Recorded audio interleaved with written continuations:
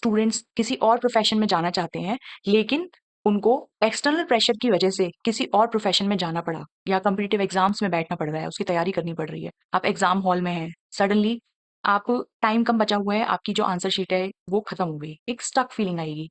मैं लिख नहीं पा रहा हूँ, मेरा मैं कैसे करूंगा, टाइम खत्म हो रहा है, डाइवोर्स वगैरह कुछ भी इस तरीके की चीज हो रही है, लेकिन आपके मन में ये चीज चल रही है कि वो आप नहीं करना चाहते, आपको वहां साइन करना पड़ा। या कोई भी अगर प्रॉपर्टी से रिलेटेड कोई डॉक्यूमेंट है, आपको साइन करना पड़ रहा है, वर्क एनवायरनमेंट में है, ऑफिस वगैरह में है, आप कोई प्रोजेक्ट है जिस पे काम कर रहे हैं, आपको मन नहीं है उस प्रोजेक्ट पे काम करने का, लेकिन आपको किसी और टीम में डाल दिया गया, वहां पे आपको साइन करना पड़ रहा है। सर्जन्स की बात करें, मान लीजिए उनसे कोई मिस्टेक हो गई, तो उनको क्या फील हो रहा है कि मेरे हाथ से ये गलती हो गई। तो कहीं ना कहीं क्या हो रहा है, जो वो कर रहे हैं उसको करने में वो खुश नहीं है, उन्हें स्टक फील हो रहा है उस सिचुएशन में। नमस्ते दोस्तों, मैं डॉक्टर शीतल, आप सभी का डॉक्टर शीतल होम्योपैथी में स्वागत करती हूँ। आज हम बात करेंगे राइटर्स क्रैम्प के बारे में। जैसे पेन लिखते लिखते आपको फील हुआ कि क्रैम्प हो रहा है, आप लिख नहीं पा रहे हैं, या आपको हैवीनेस फील हो रही है हाथ में अपने, तो यही हैं राइटर्स क्रैम्प के सिम्टम्स। आइए इसको डिटेल में समझते हैं। सबसे पहले हम समझते हैं ये है क्या, इसके सिम्टम्स क्या हैं। जब भी आप पेन होल्ड कर रहे हैं, पेन चला रहे हैं, लिख रहे हैं, और आप लिखते हुए महसूस कर रहे हैं कि आपका जो पेन, आपका जो हाथ है उसमें क्रैम्प हो रहा है या झटका महसूस हो रहा है, स्पेशली वाइल राइटिंग, तो ये सबसे बड़ा सिम्टम होता है राइटर्स क्रैम्प का। अब माइंड के लेवल पे क्या चीजें होती हैं, कहीं ना कहीं स्टक फीलिंग आ रही है, जो हमारी बॉडी में इस रूप में दिखाई दे रही है। इसको ब्रीफली मैंने आपको बताया है, अब इसको और डिटेल में समझेंगे कि ये किस तरीके से हो रहा है। लेकिन मन में जो माइंड में फीलिंग चल रही है वो यही चल रही है। एक, आपका जो माइंड है वो स्टक फील कर रहा है उस मोमेंट पे, लेकिन अगर हम उस पर ध्यान देंगे तो हम उसे ठीक भी कर लेंगे। तो इसको समझते हैं, साइकोलॉजिकल रीजन समझते हैं कि क्या होता है। अगर हम बॉडी के लेवल पे देखें सबसे पहले, तो हम देखते हैं, अभी तक हमने देखा कि साइकिक लेवल पे चीजें होती हैं, ब्रेन में कुछ ना कुछ चेंज आ रहा होता है, और बॉडी के रूप में सिम्टम या डिजीज के रूप में हमें दिखाई देता है। तो साइकिक लेवल पे क्या हो रहा है, या माइंड में जो मन में चल रहा है, राइटर्स क्रैम्प के पेशेंट के मन में क्या चल रहा है, कि उसको कहीं ना कहीं ये फील हो रहा है कि मैं लिख नहीं पा रहा या मैं पकड़ नहीं पा रहा, इस तरीके की फीलिंग। अब ये सिर्फ पेन की बात नहीं है, उस सिचुएशन में, उस सिचुएशन से जुड़ा हुआ कोई इंसान हो गया, या कोई भी ऐसी चीज जिस जिस वजह से उसके मन में ये फीलिंग आ रही है, तब वो इफेक्ट होगा। अब साइकिक लेवल पे तो ये हुआ, ब्रेन के लेवल पे हम बात करें तो क्या होगा। अगर हम, अभी तक हमने देखा था कि सीटी स्कैन या एमआरआई कराते हैं ब्रेन का, तो साइकिक लेवल पे जो चीजें चल रही होती हैं वो चीजें हमें ब्रेन के लेवल पे भी दिखाई देती हैं। तो इस पेशेंट के अंदर क्या हो रहा होगा, जो मोटर कॉर्टेक्स होता है, हमारे ब्रेन का वो पार्ट जो हमारे हाथों की जो मसल्स होती हैं उनको मूवमेंट में हेल्प करता है, उसमें हैमर फोकस बन रहा होगा, एक फोकस बन रहा होगा। बॉडी के लेवल पे क्या हो रहा है हमारे, क्योंकि ब्रेन में चीजें चल रही हैं, माइंड के लेवल पे चल रही हैं, तो कहीं ना कहीं हाथों में जो मूवमेंट होता है, जो हाथों की मसल्स होती हैं, हमारे हाथ में स्ट्रेटेड मसल्स होती हैं, लेकिन फिलहाल हम समझेंगे कि हमारी जो मांसपेशियां होती हैं हाथों की, हमारे फिंगर्स की, वो कहीं ना कहीं उसका मूवमेंट रिस्ट्रिक्ट हो गया, दर्द हो सकता है, या फिर आप फील कर रहे होंगे कि हैवीनेस हो रही है। तो इस तरीके की चीजें होंगी, तो हमारा हाथ का जो मूवमेंट है वो हो नहीं पा रहा है, स्पेशली वाइल राइटिंग। अब ये तीनों चीजें हमने देख ली कि साइकिक लेवल पे क्या हो रहा है, ब्रेन के लेवल पे क्या हो रहा है, बॉडी के लेवल पे क्या हो रहा है। अभी क्या होगा कि कन्फ्लिक्ट जब चल रहा होगा, तब आप किस तरीके से देख सकते हैं कि सिम्टम कैसे चल रहा होगा। जब कन्फ्लिक्ट चल रहा होगा उस टाइम हमारी बॉडी में कैसे दिखेगा। अभी हम साइकिक और ब्रेन के लेवल की बात कर चुके हैं, अब हम बॉडी में कैसे फाइंड आउट करें, इस चीज को कैसे देखें। तो कन्फ्लिक्ट एक्टिव फेज में हमारी हमारे जो हाथ हैं वो हमें हैवी फील हो रहे होंगे, या वीकनेस फील हो रही होगी। जैसे ही हम हीलिंग फेज में जाते हैं, कोई भी चीज, आपका कोई स्ट्रेस हो गया, आप फियर में हैं, जब भी आप उस सिचुएशन से बाहर जाते हैं तो आप हीलिंग फेज में जाएंगे, आपकी बॉडी हीलिंग फेज में जाएगी। तब उस दौरान क्या हो रहा है, जो क्रैम्प या कन्वल्जन हो रहा है हाथ में, वो उस दौरान हो रहा है। तो बॉडी क्या कर रही है, रीवायरिंग करने की कोशिश कर रही है, कनेक्ट होने की कोशिश कर रही है, सब कुछ कनेक्ट करने की कोशिश कर रही है। क्योंकि कहीं न कहीं जो मोटर कॉर्टेक्स है, जो हमारा ब्रेन का पार्ट है, जो उसको कंट्रोल कर रहा है, उसके मूवमेंट को, हाथों के मूवमेंट को, वो कहीं न कहीं एक तरीके से हीलिंग फेज़ में उसके कंट्रोल में जा रहा है, रीवायरिंग हो रही है, कनेक्ट हो रहा है। तो जब आपको ये वाली चीज़ दिखाई दे रही है, उस समय पे हमें डरना नहीं है, हमें सपोर्ट करना है उस प्रोसेस को। इसको और डिटेल में समझते हैं। हमने माइंड, ब्रेन और बॉडी के लेवल पे देख लिया क्या-क्या चीज़ें हो रही हैं। अब मैं आपको रियल लाइफ एग्जांपल से बताने की ट्राई करती हूँ कि आप हम समझते हैं इस बात को कि कैसे-कैसे ये जो बॉडी के अंदर जो सिम्पटम्स आ रहे हैं, वो कैसे-कैसे हो सकते हैं। जैसे इमेजिन करिए कि मान लीजिए आप स्टूडेंट हैं, आप एग्ज़ाम हॉल में हैं, सडनली आप टाइम कम बचा हुआ है, आपकी जो आंसर शीट है वो खत्म हो गई, ठीक है? टाइम कम बचा हुआ है, क्या फीलिंग आएगी? एक स्टक फीलिंग आएगी। मैं लिख नहीं पा रहा हूँ, मेरा मैं कैसे करूँगा? टाइम खत्म हो रहा है, आंसर शीट खत्म हो गई है, ठीक है? इस तरीके की फीलिंग आई, तो स्टक स्टक फीलिंग आ गई माइंड के लेवल पे। अब बॉडी के लेवल पे क्या होगा? ये चीज़ एक ट्रिगरिंग पॉइंट का काम करेगी और राइटर्स क्रैम्प होने के चांसेस होंगे। दूसरा एग्ज़ाम्पल क्या हो सकता है? मान लीजिए कि मैरिड हैं अगर, तो डाइवोर्स वगैरह कुछ भी इस तरीके की चीज़ हो रही है, लेकिन आपके मन में ये चीज़ चल रही है कि वो आप नहीं करना चाहते, आपको वहाँ साइन करना पड़ा। या कोई भी अगर प्रॉपर्टी से रिलेटेड कोई डॉक्यूमेंट है, आपको साइन करना पड़ रहा है। ऐसी इसी तरीके की चीज़ें, या फिर आप वर्क एनवायरनमेंट में हैं, ऑफ़िस वगैरह में हैं, आप कोई प्रोजेक्ट है जिस पे काम कर रहे हैं, आपको मन नहीं है उस प्रोजेक्ट पे काम करने का, लेकिन आपको किसी और टीम में डाल दिया गया, वहाँ पे आपको साइन करना पड़ रहा है, ठीक है? या फिर आपके बॉस ने आपको कोई प्रोजेक्ट दे दिया, आप उस पे करना नहीं चाहते काम, या फिर आपके जो सीनियर हैं, उन्होंने आपको काम दे दिया, आप उस चीज़ को करना नहीं चाहते, आपको वो डॉक्यूमेंट, वो पेपर वर्क करना पड़ रहा है। तो उस सिचुएशन में क्या होगा? उस सिचुएशन में अगर आप इस तरीके की फीलिंग रख रहे हैं, आपको स्टक फीलिंग आ रही है, तो ये राइटर्स क्रैम्प होने के चांसेस हो सकते हैं। तीसरा हमारा क्या हो गया? जैसे कि अगर हम सर्जन्स की बात करें, मान लीजिए उनसे कोई मिस्टेक हो गई, तो उनको क्या फील हो रहा है कि मेरे हाथ से ये गलती हो गई। तो हम ओवरऑल इन तीनों ही एग्जाम्पल्स को देखें, और सबसे इम्पोर्टेंट हो गया, मान लीजिए स्टूडेंट्स की हमने अभी बात की, अगर स्टूडेंट्स किसी और प्रोफेशन में जाना चाहते हैं, लेकिन उनको एक्सटर्नल प्रेशर की वजह से किसी और प्रोफेशन में जाना पड़ा, या कॉम्पिटिटिव एग्जाम्स में बैठना पड़ रहा है, उसकी तैयारी करनी पड़ रही है, तो कहीं न कहीं क्या हो रहा है, जो वो कर रहे हैं, उसको करने में वो खुश नहीं है, उन्हें स्टक फील हो रहा है उस सिचुएशन में। तो उस सिचुएशन के अंदर भी राइटर क्रैम्प्स होने के चांसेस होते हैं। तो हमने ओवरऑल सिचुएशन समझ ली। आप अपनी लाइफ में देखिए कि किस तरीके की सिचुएशन है, तो आप उसको एनालाइज़ करिए। अभी हम ये देखते हैं कि हमने अब तक देखा कि क्या-क्या सिचुएशंस हो सकती है। अभी हम देखेंगे कि इससे बाहर कैसे निकलें।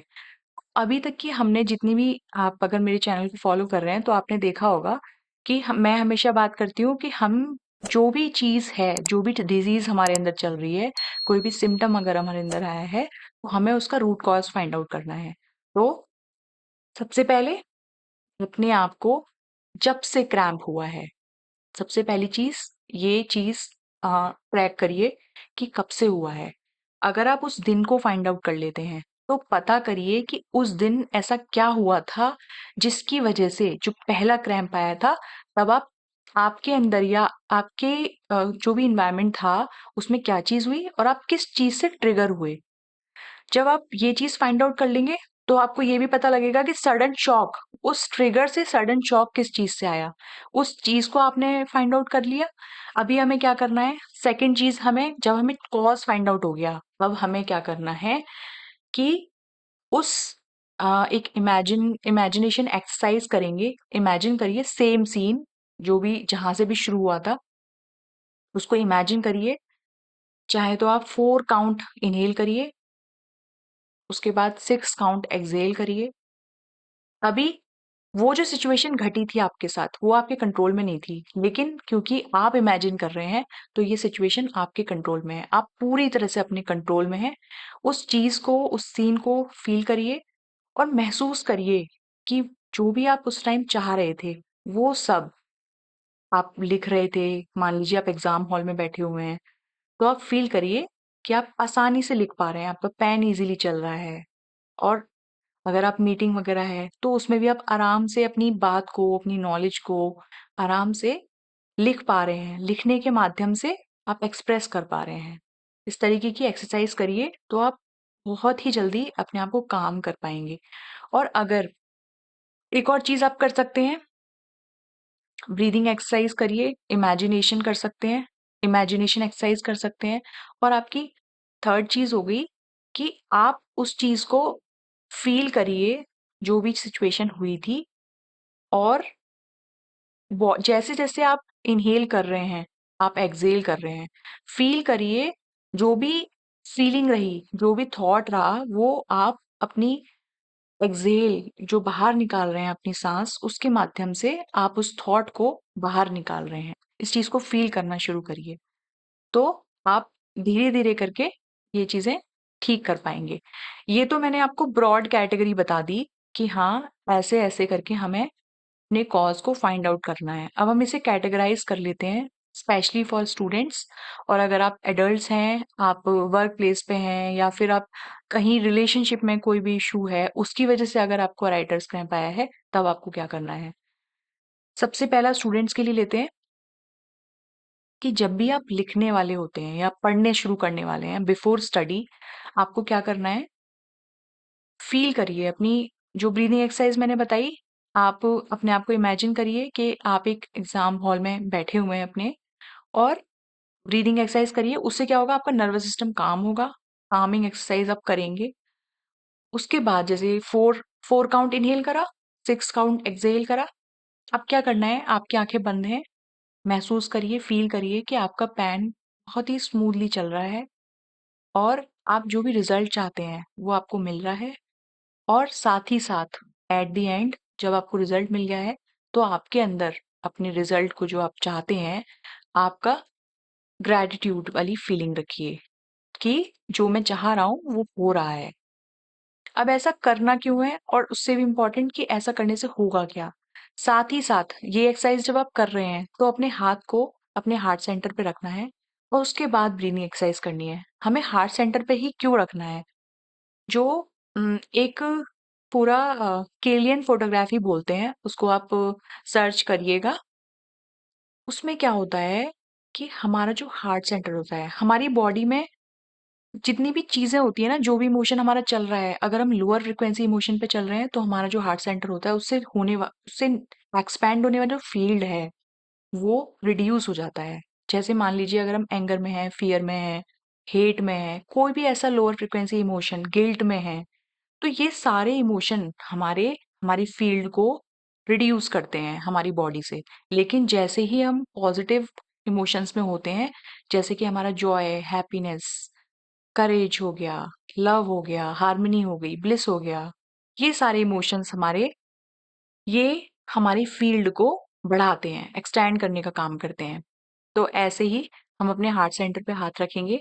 उसके बाद अपने आप को ये अफर्मेशंस बोलनी है, इमेजिन करना है, 4 सेकेंड्स इनहेल करना है, 6 सेकेंड्स एक्सहेल करना है जैसे आपको बताया। और फील करिए कि मेरा पेन स्मूथली चल रहा है, मैं अपनी नॉलेज को बहुत इजीली लिख पा रहा हूँ या लिख पा रही हूँ। ऐसा करिए। और चाहें तो आप बिफोर स्टडी इस चीज को 5 टाइम्स बोल भी सकते हैं और लिख भी सकते हैं।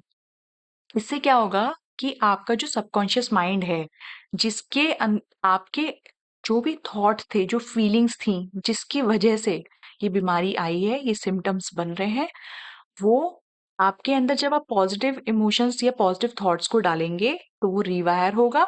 और जब वो रिवायर होगा तो वो आपकी रियलिटी बनने में आसानी होगी। स्टूडेंट्स के लिए ये वाली चीज हो गई। और रात को सोने से पहले क्या करना है, जो मिसेस लुइस हे हैं, जो उन्होंने उनकी बुक है you can heal your life, उसके अकॉर्डिंग वो कहती हैं कि एफर्मेशंस बोलिए। तो एफर्मेशंस कैसे बोलनी है, अपना मिरर वर्क कर सकते हैं। मान लीजिए आप शीशे के सामने खड़े हो जाइए, अपने आप को बोलिए कि पूरे दिन मेरा हाथ बहुत अच्छे से वर्क किया, मैंने बहुत अच्छा काम किया, मेरे हाथों ने बहुत अच्छा काम किया। हो सकता है इस समय पे आपको इस एक्सरसाइज पे बिलीव ना हो रहा हो, लेकिन आप करना जैसे जैसे शुरू करेंगे तो आपकी जो आपकी एक्शंस हैं, जो आपका लिखना है, जो आपका बोलना है, जो आप मेडिटेशन कर रहे हैं, उसके माध्यम से आप अपनी बॉडी को और आपके सबकॉन्शियस माइंड को, अवचेतन मन को आप एक पॉजिटिव सिग्नल दे रहे हैं, ताकि पॉजिटिव रिजल्ट मिले। तो इस तरीके से आप करना शुरू कर सकते हैं। स्टूडेंट्स के लिए ये हो गया। अब एडल्ट्स को क्या करना है, जो मैं आपको एक इस वीडियो में ही आपको एक मेडिटेशन अटैच कर दूंगी, जिसमें कि आप स्टूडेंट्स के लिए भी और एडल्ट्स के लिए भी क्या करना है। रात को सोने से पहले फॉर एडल्ट्स आप उस मेडिटेशन को स्टार्ट करिए, उस ट्रैक को सुनिए, सुनते हुए फील करिए कि आप अपने वर्क प्लेस में हैं, अपनी मीटिंग में हैं, और जहाँ भी साइन करना है, जो भी चीज़ें करनी हैं, आप बहुत ही अच्छे से कर पा रहे हैं, चीज़ों को समझते हुए। चीज़ें आपके फ़ेवर में हो रही हैं, आप बहुत आसानी से कर पा रहे हैं, अपनी बातों को अच्छे से एक्सप्रेस कर पा रही हैं। जो भी चीज़ें हैं व्हाइल राइटिंग, जो भी चीज़ें हैं जो आपको अफ़ेक्ट कर रही हैं, वो अब आपको अफ़ेक्ट नहीं कर रही हैं और आपके अनुरूप चीज़ें हो रही हैं। इस तरीके से फ़ील करना शुरू करिए, और ग्रैटिट्यूड की फीलिंग रखिए कि जो भी आप अपना आउटकम चाहते हैं, वो आपको मिल रहा है और आप उसके लिए ग्रैटिट्यूड की फीलिंग में हैं। तो हमने अभी तक सारी चीज़ें समझ ली कि राइटर्स क्राइम क्यों होता है, क्या होता है, उसके सिम्पटम्स और उसका सॉल्यूशन क्या है। मैं आपको मेडिटेशन भी दे दूँगी, जिससे कि आप मेडिटेशन करते हुए, रोज़ एक्सरसाइज़ करते हुए इस सिचुएशन से बाहर निकल सकते हैं। लेकिन अगर किसी कारणवश ऐसा होता है कि आप इससे नहीं निकल पा रहे हैं, कोई भी चीज़ है, मेडिटेशन ऑब्वियसली हेल्प करेगा आपकी। लेकिन अगर इसमें जो ट्रीटमेंट्स दिए जाते हैं, वो दिया जाता है कि फिजियोथेरेपी हो गई, बोटॉक्स हो गया, या फिर जो राइटिंग स्किल्स होते हैं, कुछ एक्सरसाइज कराई जाती हैं, तो वो आपको टेम्पररी रिलीफ देंगी। लेकिन जब हम रूट कॉज फाइंड आउट कर लेंगे, या फिर आप एक क्लासिकल होम्योपैथ की हेल्प ले सकते हैं, अपने नज़दीकी क्लासिकल होम्योपैथ से हेल्प ले सकते हैं। आप चाहें तो मुझसे अपॉइंटमेंट लेना चाहते हैं तो मेरी वेबसाइट drशीतल.in से अपॉइंटमेंट लेके आप मुझसे भी कॉन्टैक्ट कर सकते हैं। तो इन चीज़ों को करते हुए, मेडिटेशन करते हुए आप इस सिचुएशन से बाहर आसानी से निकल सकते हैं। सबसे पहले आपको अपने ऊपर ट्रस्ट करना होगा कि हाँ, मैं अपनी बॉडी को हील कर सकता हूँ या कर सकती हूँ। तो आज के लिए इतना ही। अगर आपकी कोई भी क्वेरी है इस टॉपिक से रिलेटेड, और आप कोई और सॉल्यूशन या कुछ भी आपके दिमाग में कोई भी क्वेरी है, कोई भी सवाल है, आप जानना चाहते हैं, तो प्लीज़ कमेंट ज़रूर छोड़िएगा और हमारे चैनल से बने रहिएगा। आप सभी का हमारे साथ जुड़ने के लिए बहुत-बहुत धन्यवाद।